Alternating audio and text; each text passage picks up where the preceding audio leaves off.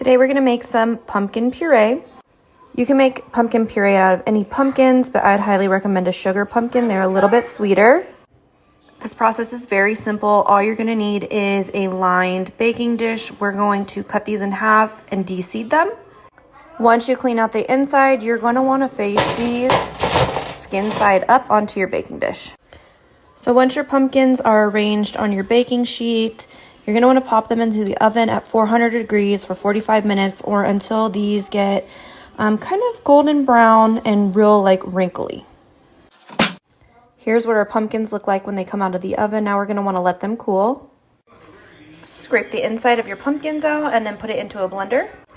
This is the consistency you're looking for. While you're blending, you are going to want to add in a little bit of water to make sure you get that perfect puree. If you're going to use it right away, you can put it in a mason jar and then use as needed.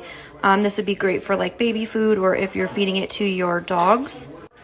Or you can put it into a Ziploc bag and freeze it and it'll last for a very long time. Enjoy!